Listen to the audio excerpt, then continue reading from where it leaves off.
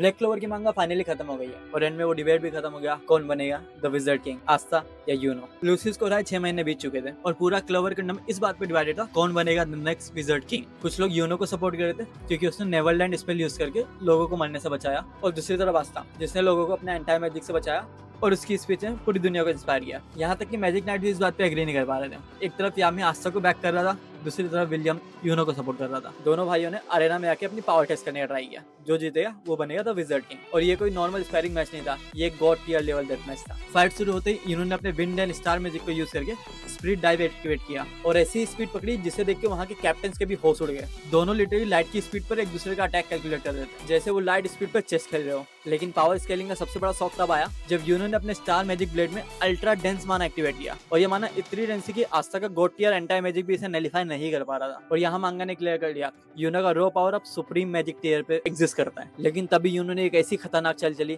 कि सबके होश उड़ गए। यूनो जानता था आस्था का एंटाई मैजिक इनविंसिबल है, लेकिन उसकी एक ही वीकनेस है, वो है उसकी फिजिकल बॉडी। इसलिए यूनो ने अपना स्टार मैजिक यूज करके आसमान में एक बहुत बड़ा मेटियोर साइज रॉक आस्था के ऊपर ड्रॉप कर दिया। ये सीन एग्जैक्टली नारुतो के प्लैनेटरी डिवास्टेशन जैसा लग रहा था, जिसने आस्था को पूरी तरह दबा दिया। मेटियोर से बचने के लिए आस्था ने दोनों स्वॉर्ड हवा में फेंक दिए थे और वहां खड़े सभी लोगों को लगा अब ये फाइट यहीं खत्म हो जाएगी। लेकिन आस्था ने बता दिया वो यहाँ लक से नहीं पहुंचा है। बिना किसी वेपन के आस्था ने अपने रो फिजिकल स्ट्रेंथ और जेटन टेक्निक का यूज करके उस जायगेंटिक मेटियोर को अपने बेयर हैंड से तोड़ दिया। और इस अकेले फीट ने साबित कर दिया अब आस्था फिजिकली और मैजिकली अनटचेबल है। इसके तुरंत बाद एक आखिरी क्लैश शुरू होता है जहां यूनो ने अपनी सबसे strongest shield spirit of notice use की, लेकिन आस्था बिना रुके अपने बेयर फिट्स में एंटाई मैजिक चैनल एक्टिवेट किया और सीधा शील्ड को तोड़ते हुए उसका एक ब्रूटल पंच मारा और यूनो जमीन पर गिर गया। तभी यूनो अपनी मैजिक स्वॉर्ड समन करता है। तुम्हें याद है आस्था ने अपना स्वॉर्ड हवा में फेंका था, तभी वो एंटाई मैजिक स्वॉर्ड उसके हाथ में आती है और यूनो की स्वॉर्ड तोड़ते हुए वो ब्लेड उसके नेक पे रख देता है। यूनो का माना पूरी तरह ड्राई हो चुका था और उसने जमीन पर मुस्कुराते हुए अपनी हार मान ली